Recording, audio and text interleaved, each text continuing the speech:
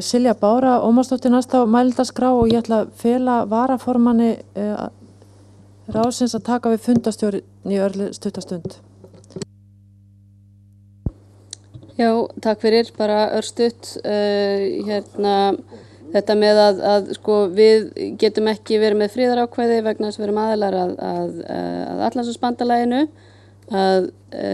Ég svona eins og ég segi, ég ekki alveg sammála því, en ég held ekki að fyrsta tillagan myndi fela endilega í sér það að við þyrftum að ganga úr bandalaginu, þó að ég veit að sumir myndu túlka það og myndu vilja túlka það þannig.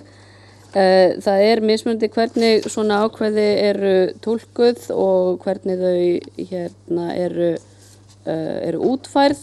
Nefnir til dæmis 9. grein japansku stjórnarskrárinnar sem í 44 ár var túlkuð þannig eða í 44 ár eftir lok síðari heimsstyrjalda var túlkuð þannig að Japan til dæmis myndi ekki taka þátt í friðargæsluverkefnum vegna þess að það fæli í sér aðkomu að hernaðartengdum verkefnum, og það breyttist 1989 og Japan hefur tekið þátt í friðargæsluverkefnum eftir það.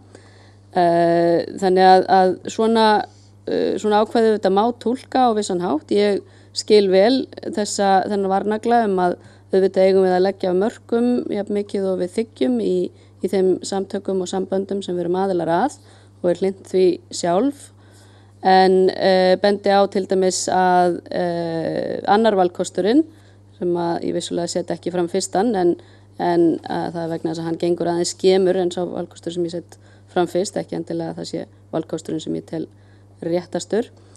Hann talar samþykki við hernaðaraðgerðir og það einmitt vegna þess að það hafa verið ýmsar hernaðaraðgerðir sem við hefur verið talið að við verum aðilar að, sem hafa ekkert með Atlantshafsbandalagið að gera, þó að til dæmis það sem að gerast í Líbíu núna sé vissulega á hendi þeirra samtaka.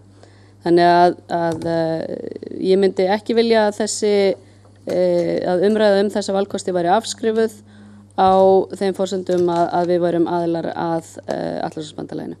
Takk.